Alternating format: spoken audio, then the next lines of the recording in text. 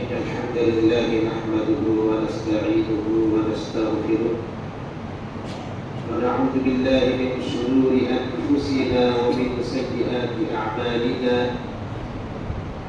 من يهده الله فلا مضل له ومن يضلل فلا هادي له وأشهد أن لا إله إلا الله وحده لا شريك له وأشهد أن محمدا عبده ورسوله يا أيها الذين آمنوا اتقوا الله حق تقاته ولا تموتن إلا وأنتم مسلمون يا أيها الناس اتقوا ربكم الذي خلقكم من نفس واحدة وخلق منها زوجها وبث منهما رجالا كثيرا ونساء واتقوا الله الذي تساءلون به والأرحام إن الله كان عليكم رقيبا يا أيها الذين آمنوا اتقوا الله وقولوا قولا سديدا يصلح لكم أعمالكم ويغفر لكم ذنوبكم ومن يطع الله ورسوله فقد فاز فوزا عظيما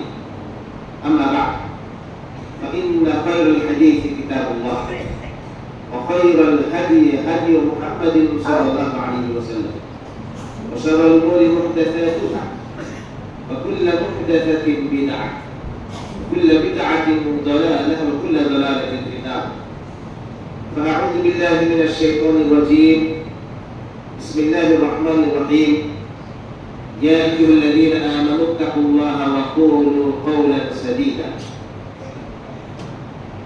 حاضرین جمعہ بزرگوں نوجوان ساتھیوں اسلامی ماؤں اور بہنوں اور عزیز بچوں اللہ سبحانہ و تعالی نے ہمیں بے شمار نعمتوں سے نوازا ہے ان نعمتوں کو اگر ہم گننا چاہیں تو ہم گن نہیں سکتے وَإِن تَعُدُّوا نِعْمَةَ اللَّهِ لَا تُحْصُوهَا اللہ کی نعمتوں کو اگر تم شمار کرنا چاہو تو نہیں شمار کر سکتے اللہ کی نعمتوں میں بعض نعمتیں ہمارے لیے بہت ہی اہم ہیں اور ہماری زندگی کے اندر اس کی اہمیت اور اس کی قدر و قیمت بہت زیادہ ہے انہیں میں سے ایک اہم نعمت زبان ہے جس کے حوالے سے اللہ رب العالمین نے اس نعمت کا سورہ بلد کے اندر ذکر کیا أَلَمْ نَجْعَلْ لَهُ عَيْنَيْنِ وَلِسَانًا وَشَفَتَيْنِ کیا ہم نے اس انسان کو دو آنکھیں نہیں دی کیا ہم نے اسے ایک زبان اور دو ہونٹ نہیں دیے تو اللہ سبحانہ و تعالی نے زبان اور دونوں ہونٹوں کا ذکر بطور نعمت کے کیا اور حقیقت میں دیکھیں پریکٹیکل لائف میں تو اس زبان کی بڑی اہمیت ہے یہ جو میں بول پا رہا ہوں آپ ذرا سوچئے کہ میرے یہ دونوں ہونٹ صرف ہلتے الفاظ بند کر کے آپ کے کانوں تک اگر نہیں پہنچ پاتے تو آپ ذرا سوچئے کہ کوئی بھی ایک لفظ کوئی جملہ میرا کوئی سینٹنس بولا ہوا آپ سمجھ پاتے نہیں سمجھ پاتے ہم اپنی زندگی کے اندر اپنے دل میں جو خیالات پیدا ہوتے ہیں جو ہمارے ارادے ہوتے ہیں دل کے اندر جو جذبات اٹھتے ہیں دل میں مختلف قسم کی باتیں ابھرتی ہیں ان باتوں کو جملے میں پیرو کر کے الفاظ کی بناوٹ دے کر کے ہم سامنے والے کے سامنے اظہار کرتے ہیں اور پھر سامنے والا ہمارے دل کی بات کو سمجھ لیتا ہے ایک بچہ جب بولنے لگتا ہے اپنی زبان سے اپنی ماں کو کہتا ہے مجھے کھانا چاہیے ماں سمجھ جاتی ہے اپنے باپ سے کہتا ہے کہ مجھے یہ چیز چاہیے سمجھ جاتا ہے باپ بہت سارے وقت ایسا ہوتا ہے بچہ بول نہیں پا رہا ہوتا ہے دو چار بار اس کو آپ بلواتے ہیں آپ پوچھتے ہیں کہ کیا بولنا چاہ رہے ہو بس آپ باپ نہیں سمجھ پاتے تو ماں سے بولتا ہے کہ دیکھو بچہ میرا کیا بولنا چاہ رہا ہے میں نہیں سمجھ پا رہا ہوں تو زبان کی قدر و قیمت اس وقت ہمیں سمجھ میں آتی ہے. اور زبان کی قدر و قیمت ذرا ان سے پوچھے جن کو اللہ رب العالمین نے گویائی کی طاقت نہیں دی ہے, بولنے کی طاقت نہیں دی ہے, وہ اشاروں میں بات کرتے ہیں. کتنے سارے ایسے ارمان ان کے دل کے اندر کہ آپ کے سامنے ہاتھ کے ذریعے سے اشارہ کرتے ہو بیچارے, اور آپ سمجھ نہیں پاتے ہیں, وہ اپنے دل کے ارمان کو وہیں پر دبا کر کے رکھ دیتے ہیں کہ سامنے والا سمجھ ہی نہیں پا رہا. کتنے ایسے جذبات ہوں گے, محبت دل کے اندر کتنی ہوگی, کتنے طرح کے مہربانی اور نرمی ہوگی. زبان کے ذریعے سے آپ بول پا رہے ہیں, لیکن جس کو بولنے کی طاقت نہیں دی گئی ہے وہ اپنی محبت اور اپنے اس درد, اپنے اس دکھ کا اظہار اپنی زبان سے نہیں کر پاتا ہے. اس وقت آپ ذرا سوچئے کہ آپ کے اندر, آپ کی زندگی میں اللہ نے کتنی بڑی نعمت دے رکھی ہے کہ وقتی طور پر اگر یہ نعمت چھن جائے تو آپ پریشان ہو جائے, آپ کو ایسا لگے کہ موت کیوں نہیں آ جاتی ہے. حقیقت میں یہ زبان اللہ رب العالمین کی طرف سے ملی ہوئی ایک عظیم الشان نعمت ہے. نعمت کا ایک لازمی تقاضا ہے کہ نعمت کی قدر کی جائے اور اس کا صحیح استعمال کیا جائے. افسوس کی بات یہ ہے کہ جس قدر یہ نعمت ہمارے لیے انتہائی اہم ہے, ہم اسی قدر اس نعمت کا غلط استعمال کرتے ہیں. اس نعمت کے حوالے سے ہم خواب غفلت میں پڑے ہوئے ہیں. اس نعمت کے تعلق سے سستی اور کاہلی کا مظاہرہ کرتے ہیں. اس نعمت کے حوالے سے ہم اس قدر غافل ہیں کہ ہم اپنے ہونٹ کو ہلاتے وقت, ہونٹوں سے الفاظ کو نکالتے وقت ذرہ برابر بھی احساس نہیں کرتے ہیں کہ ہونٹوں سے نکلے ہوئے ایک ایک شبد, ایک ایک لفظ باقاعدہ آپ کے نامہ اعمال پہ لکھا جاتا ہے. ما يلفظ من قول الا لديه رقيب عتيد. انسان جو کوئی بھی لفظ اپنے منہ سے نکالتا ہے تو وہاں پر تیار ایک فرشتہ موجود ہوتا ہے جسے وہ لکھ لیتا ہے. ابن عباس رضی اللہ تعالیٰ عنہ سے پوچھا گیا کہ کیا کون سی بات لکھتے ہیں, تو کہا کہ ہر ایک بات لکھی جاتی ہے. میں گیا, میں جاؤں گا, مجھے یہ کام کرنا ہے, میں نے نہیں کیا. یہ وہ سارے الفاظ ہیں, وہ سارے جملے ہیں جو باقاعدہ آپ کے رجسٹر میں, نامہ اعمال میں لکھا جاتا ہے, اور قیامت کے روز ایک ایک لفظ کا حساب دینا پڑے گا. آپ ذرا سوچیے کتنا سنگین مسئلہ ہے.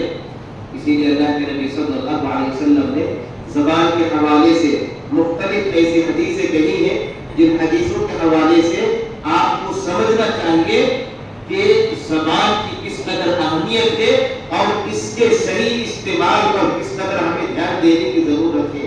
آپ دیکھیں نبی صلی اللہ علیہ وسلم کی حدیث میں سناتا ہوں, ایک لمبی حدیث ہے لیکن بہت ہی اس حوالے سے زبردست حدیث ہے اور ہمیں جھنجھوڑ لے کے لیے کافی ہے. صحابی رسول معاذ رضی اللہ تعالیٰ عنہ کی حدیث ہے. اللہ کے نبی صلی اللہ علیہ وسلم سے وہ سوال کرتے ہیں زبان کے ایسے اعمال کے بارے میں جن اعمال کے کرنے سے جنت میں داخلہ مل جائے. تو اللہ کے نبی صلی اللہ علیہ وسلم نے فرمایا لقد سألت عظیما وإنه ليسير على من يسر الله عليه. تم نے ایک عظیم چیز کا مطالبہ کر لیا, سوال کر لیا. جنت کا مطالبہ, جنت میں داخل ہونا یہ کوئی آسان کام نہیں ہے, مشکل کام ہے.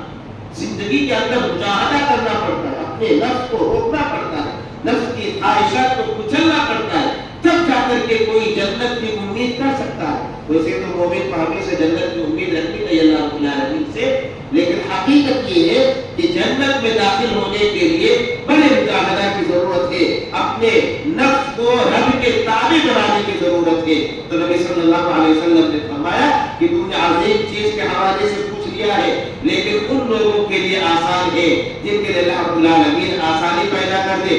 تو کہا کہ جنت میں جانا چاہتے ہو تعبد اللہ ولا تشرک به شیئا, اللہ رب العالمین کی عبادت کرو اور اللہ کے ساتھ کسی کو شریک نہ ٹھہرو. تقیم الصلاۃ نماز قائم کرو، وتؤتی الزکاۃ زکات دو، وتصوم رمضان اور رمضان کا روزہ رکھو، وتحج البیت اور بیت اللہ کا حج کرو۔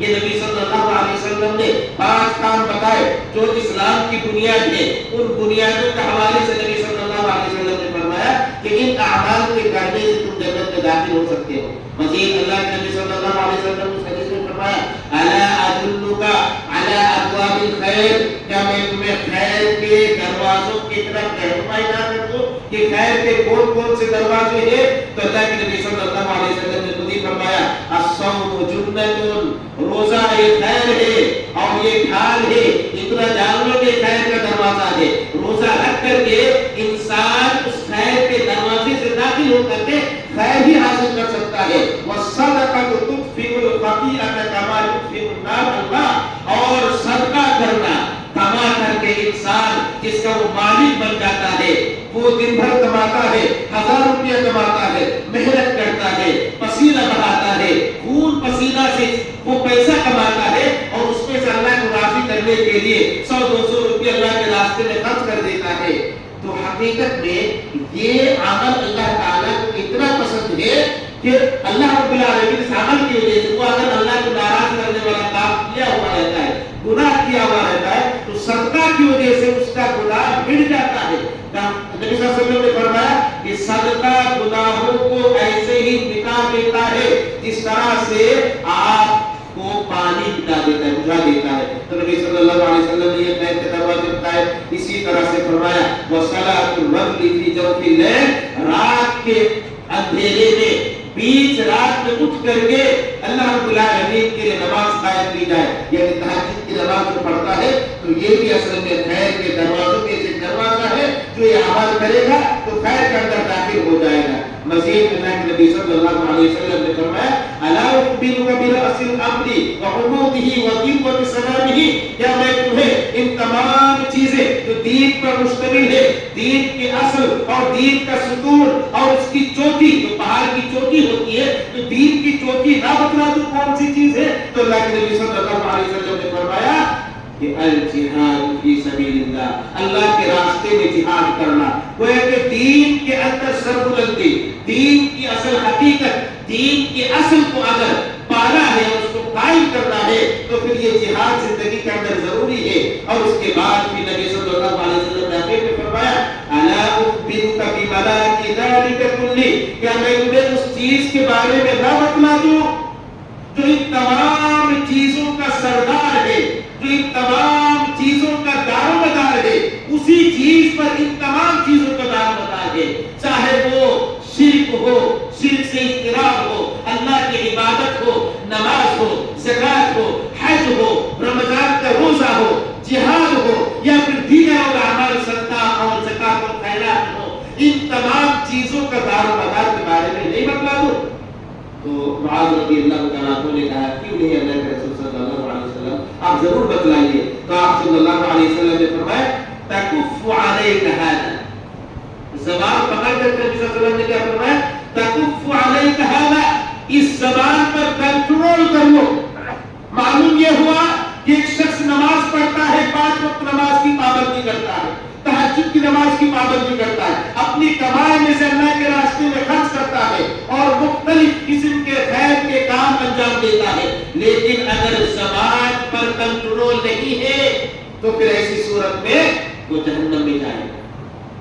اللہ کے نبی صلی اللہ علیہ وسلم سے پوچھا معاذ رضی اللہ تعالیٰ عنہ نے یا نبی اللہ، اللہ کے نبی صلی اللہ علیہ وسلم وَإِنَّا لَمُؤَاخِذُونَ بِمَا نَتَكَلَّمُ بِهِ، اللہ کے نبی صلی اللہ علیہ وسلم جو ہم بات کرتے ہیں اس کے حوالے سے ہمارا مواخذہ ہوگا، ہماری پکڑ ہوگی؟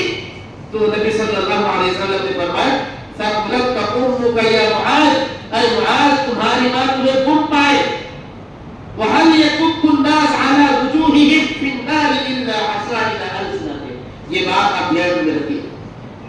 نبی صلی اللہ علیہ وسلم نے فرمایا کہ انسان سب سے زیادہ جہنم میں جو ڈھکیلا جائے گا وہ زبان کی ہلاکتوں کی وجہ سے۔ یہ زبان کی ہلاکت نہایت ہی خطرناک ہے۔ اگر زبان سے کوئی بچ جاتا ہے تو پھر وہ جہنم میں بچ جائے گا. لیکن اگر زبان کا صحیح استعمال نہیں ہے تو کسی بھی صورت میں وہ جہنم سے بچ ہی نہیں سکتا. اب ہم اپنے غریبان میں ذرا دھیان کر کے دیکھیں کہ ہماری زندگی کے اندر زبان کی حفاظت کو لے کر کے کیا اہتمام ہے، یا پھر یہ کہ ہم غفلت میں پڑے ہوئے ہیں. تو ہر ایک کا دل یہی جواب دے گا کہ زبان کے حوالے سے ہمارے یہاں پر ذرہ برابر بھی اہتمام نہیں پایا جاتا، بلکہ ہونٹ کے کھلتے ہی، جیسے بہت آسان ہے نا ہونٹ کھول کر کے اپنے الفاظ کو وقت دینا، بہت آسان ہے. یہ سب سے آسان کام ہے انسان کے لیے. ہاتھ کے لیے کیا اٹھانا پڑے گا، تھوڑا سا ایسے ہاتھ کے اٹھانا پڑے گا. زبان کیا ہے، زبان کو اٹھانا نہیں پڑے گا، اسے دونوں ہونٹ کو ہلانا پڑے گا، اور اندر جو زبان ہے زبان کو حرکت دینی پڑے گی. تو آپ کچھ بھی بول سکتے ہیں. اب آپ خیر بولیں گے پھر شر بولیں تو بہت آسان ہے، لیکن اس آسانی کو ہم نے ہلاکت میں ڈال دی ہے، ہلاکت کا سبب بنا لیا کہ زبان کا استعمال اس قدر غلط ہو رہا ہے کہ آپ دیکھیں کہ بعض بات میں ہمارے یہاں پر، ہمارے مردوں کے یہاں پر، بچوں کے یہاں پر، نوجوانوں کے یہاں پر گالیاں پائی جاتی ہیں. جس نبی کے بارے میں فرمایا کہ کبھی وہ گالی نہیں دیتے، کبھی لاپتان نہیں کرتے، کبھی کسی کے لیے ایسے برا بھلا نہیں کہتے، نبی صلی اللہ علیہ وسلم کے بارے میں فرمایا گیا لیس بالطعان ولا اللعان ولا الفاحش ولا المتفحش. نہ آپ فحش کو تھے، نہ آپ فحش کوئی اپنی زبان سے نکالتے تھے، نہ بےہودہ کلام کرتے تھے، اور نہ آپ صلی اللہ علیہ وسلم اپنی زبان سے گالی دیتے تھے، لاپتان نہیں کرتے تھے. یہ نبی کے بارے میں بتلایا گیا، اور ہم نبی کی امتی، نبی سے محبت کے دم بنتے ہیں، اور ہم اپنی باتوں میں بات میں افسوس کے ساتھ کہنا پڑتا ہے، بات کرتے ہیں جملے کے اندر گالیاں بے مقصد. آپ کے سارے نامہ اعمال کے اندر جو نیک اعمال برباد ہو جاتے ہیں. حقیقت یہی ہے، بعد میں ایسے اپنی زبان سے نکالے ہوئے جو زبان کی ہلاکت ہے اس کی طرف میں اشارہ کروں گا، پھر کیسے ہم بچ سکتے اس کے تعلق سے ذکر کروں گا. سب سے پہلی بات یہ کہ یہی گالی والی بات کہ اپنی زبان سے ہم بہت زیادہ گالیاں نکالتے ہیں، اور مردوں کے اندر بھی یہ بات پائی جاتی ہے. اور افسوس کے ساتھ عورتوں کو حیا کی مورت کہا گیا ہے. حیا کی مورت مردوں کے یہاں تو ہو سکتا ہے حیا کم، لیکن مومن کے یہاں حیا کی ہوتی ہے. لیکن عورت کا معاملہ یہ کہ وہ حیا کی مورت ہوتی ہے. وہ حیا عورت کا زیور ہے. عورت نے یہاں پر حیا کود کود کر اللہ رب العالمین نے بھر دی فطری طور پر. مرد ہو سکتا حیا کو لے کر کے تھوڑا سا ادھر ادھر ہو جائے، لیکن آج کے زمانے میں معاملہ بھی تھا. حقیقت یہ ہے کہ حیا کے تعلق سے جب شیطان عورتوں کے لیے اپنی جال بچھا دیتا ہے تو سب سے زیادہ بے حیائی والا کام عورتوں کے یہاں پر نظر آتا ہے. حقیقت یہ ہے. معاشرے کے اندر دیکھیے، سوشل میڈیا کو دیکھیے، تو آپ کو لگے گا کہ سب سے زیادہ بے حیائی والا کام عورتوں کے یہاں پر ہے. عورتوں کے یہاں پر گالیاں پائی جاتی ہے. تو سب سے پہلے اگر ہم اپنی زبان کا صحیح استعمال کرنا چاہتے ہیں تو یہ جو بات بات میں گالیاں نکالتے ہیں نا، جس کو آپ کچھ نہیں سمجھتے ہیں، اللہ رب العالمین کے یہاں پر لکھا جاتا ہے ایک مومن گالی نہیں دے سکتا. لکھا جاتا ہے باقاعدہ ایک ایک گالی کو. اور پھر آپ سمجھیے کہ زبان کی ہلاکت جو نبی صلی اللہ علیہ وسلم نے حدیث کے اندر فرمایا، آپ سارے نیک کام کرتے ہیں تو پھر بھی آپ جاننا نہیں جائیں.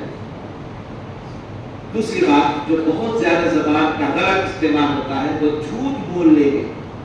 جھوٹ تو اتنا بولا جاتا ہے کہ لوگوں پر سے بھروسہ اٹھ گیا، یہاں تک کہ باپ کو اپنے بیٹے سے بھروسہ نہیں رہتا، بیٹوں کو اپنے باپ سے بھروسہ نہیں رہتا. نبی پر ایسا ہو سکتا ہے نہیں میرا باپ تو ہمیشہ سچ ہی بولتا، لیکن آج کے زمانے میں نہیں. بچے باپ سے بھروسہ ختم کر لیتے. آپ ذرا سوچیے کیا زمانہ آ گیا، اتنا جھوٹ بولا جاتا ہے، بات بات میں جھوٹ بولا جاتا ہے، اور اس کے اندر اتنی باریکی ہے کہ ہم اور آپ دھیان نہیں دیتے. مثال کے طور پر آپ نے اگر اپنے بچے سے کہا ٹھیک ہے پڑھ لو، میں تمہیں ٹافی دوں گا، چاکلیٹ دوں گا، آپ ہو سکتا ہے لاکھ کام آپ کا آ جائے. اگر آپ چاہتے کہ آپ کے بچے میں جھوٹ نہ آئے، آپ نے اگر یہ والی بات کہی ہے کہ تم پڑھ لو اور پھر میں ٹافی لا کر کے دوں گا یا فلاں چیز لا کر کے دوں گا، آپ دھیان آپ یہ سوچتے ہیں بچہ یہ بھول جائے گا، بھول سے نہیں ہے، اسی سے عادت بنتی ہے. جب بچہ آپ کو دیکھتا ہے کہ میرا باپ تو جھوٹ بولتا ہے تو پھر وہ آگے چل کر کے جھوٹ ہی بولنا سیکھتا ہے. آپ اگر اپنے وعدے کو پورا کرتے ہوئے سامنے کافی کرتے کہ یہ 1 روپیہ کائی کیوں نہ، آپ کو لگے گا معمولی چیز ہے لیکن بڑی قیمتی چیز ہے اولاد کی تربیت کے حوالے سے. یہ چھوٹی سی مثال بھی دے رہا. آپ زندگی کے اندر اور بھی چیزوں کو اس پر قیاس کرتے جائیے. تو جھوٹ بولنا ہماری زندگی کے اندر ایک عام سی عادت بن گئی ہے اور اس کے اندر ہر ایک شامل ہے. چاہے معاشرے کے اندر یہ دیندار انسان ہے، یہ داڑھی والا ہے، یہ نمازی ہے، ان کے یہاں پر بھی جھوٹ پایا جاتا ہے. حالانکہ بہت ہی خطرناک قسم کا گناہ ہے، کبیرہ گناہ ہے، جس گناہ کے تعلق سے نبی صلی اللہ علیہ وسلم نے فرمایا، آپ صلی اللہ علیہ وسلم فرماتے ہیں ایاکم والکذب، جھوٹ سے لازمی طور پر بچو. جب کسی چیز سے ڈرانا ہوتا ہے اور ڈرا کر کے بچنا ہوتا ہے اس وقت ایاکم کا لفظ عربی زبان میں استعمال ہوتا ہے. عام طور پر اس وقت ہوتا ہے کہ جب کوئی خطرناک چیز سامنے آ جائے، شیر آ گیا ہے تو جلدی میں جلدی ہے کہ والا سر شیر ہے بھاگو. تو وہ اصل یعنی شیر سے بچنے کے لیے، یعنی خطرناک چیز سے بچنے کے لیے، ڈرا کر کے بچانے کے لیے یہ لفظ بولا جاتا ہے. نبی صلی اللہ علیہ وسلم نے ڈرا کر کے اس چیز سے بچانے کے لیے کہا کہ ایاکم والکذب، لازمی طور پر جھوٹ سے بچو، جھوٹ سے ڈرو اور اس کے نتیجے سے ڈرتے ہوئے جھوٹ سے قطعی طور پر تم بچو. فَإِنَّ الْكَذِبَ يَهْدِي إِلَى الْفُجُورِ، اس لیے کہ جھوٹ یہ گناہوں کی طرف ڈھکیل دیتا ہے. آپ کو لگے گا نا کہ جھوٹ صرف محض جھوٹ ہے، حقیقت یہ ہے کہ گناہوں کا دروازہ ہے. یہ آپ اپنی زندگی میں کبھی ایسے غور کیجئے گا کہ آپ اگر ایک بار جھوٹ بول دیتے ہیں نا تو آگے جھوٹ کے کتنے سارے دروازے کھل جاتے ہیں. وہاں پر پھر آپ اپنے آپ کو روک نہیں پاتے. ٹھیک ہے ابھی بول لیتا ہوں، آپ کی بات نہیں بولتا، لیکن پھر بولتے، ایک نہیں 2 بار بولتے، پھر جب 2 بار بولنے کا آپ سوچتے پھر نہیں بولوں گا، لیکن پھر آپ بولتے ہیں. آپ اپنی زندگی کا اس کو ذرا ٹرائی کر کے دیکھ لیجیے گا، یا پھر آپ ماضی کو ذرا دہرائیے گا اور اس کو یاد کیجیے گا تو آپ پائیے گا کہ واقعی معنی میں بہت سارے گناہوں کی جڑ یہی جھوٹ ہے. تو نبی صلی اللہ علیہ وسلم نے جھوٹ کے بارے میں ہمیں متنبہ کیا ہے. تو ہماری زندگی کے اندر جھوٹ بہت زیادہ پائی جاتی ہے. 2 چیزوں کا میں ذکر کروں گا، بہت ساری چیزیں زبان میں ہلاکت کے حوالے سے، لیکن وقت چونکہ نہیں ہے بلکہ ختم بھی ہو گیا ہے. ایک اور چیز جو ہماری زبان کی ہلاکت بن سکتی ہے بلکہ بنتی ہے وہ ہے غیبت کرنا. یہ بھی بہت عام ہو چکا ہے. کوئی بھی مجلس ہو، ایسا لگے کہ مجلس بہت اچھی ہے، ایسا لگے کہ کسی دوستوں کی مجلس ہے، ایسا لگے کہ گھر کے اندر مجلس ہے، ایسا لگے کہ اپنے آس پڑوس والے کے ساتھ مجلس ہے، وہاں پر غیبت بالکل عام ہے. غیبت کس کو کہتے ہیں؟ ذکر کا آقا کا بیماری کرا. نبی صلی اللہ علیہ وسلم سے جب پوچھا گیا کہ نبی صلی اللہ علیہ وسلم غیبت کیا ہے تو کہا کہ تم اپنے بھائی کا ذکر اس انداز میں کرو جو اسے برا لگے. تو صحابی نے پوچھا اللہ کے نبی صلی اللہ علیہ وسلم اگر وہ برائی اس کے اندر پائی جائے تو، تاکہ برائی پائی جائے تبھی تو غیبت ہے، اگر نہیں پائی جائے تو پھر تہمت ہے. جو اور بھی زیادہ خطرناک گناہ ہے کہ انسان کے اندر کوئی برائی ہے نہیں اور آپ جھوٹ بول کر کے بول رہے تو اس انسان کے اندر یہ برائی پائی جاتی ہے. غیبت بھی ہماری زبان کے اندر اس قدر سرایت کر چکی ہے کہ اچھے اچھے لوگوں کے یہاں پر یہ والی بات پائی جاتی ہے. غیبت سے کوئی بچ نہیں پاتا، مشکل کام ہو گیا غیبت سے بچنا. کبھی اگر بچنا بھی چاہے تو نا کہ کوشش کرے تو سامنے والے ایسے ہوتے ہیں کہ وہ غیبت کر دیتے پھر شامل ہو جاتے ہیں. امام بخاری رحمہ اللہ کی بات یاد آ گئی. وہ بھی انسان ہی تھے. وہ کہتے ہیں کہ قیامت کے روز میرے نامہ اعمال جب کھولا جائے گا تو دیگر اعمال کے بارے میں تمہیں نہیں کہہ سکتا، لیکن اللہ رب العالمین کے سامنے میں یہ ضرور کہہ سکتا ہوں کہ میں نے اپنی زندگی میں کسی کی غیبت نہیں. سبحان اللہ، چھوٹی بات نہیں، بہت بڑی بات ہے. میں نے اپنی زندگی میں کسی کی غیبت نہیں کی. کتنی بڑی بات کہہ دیں وہ.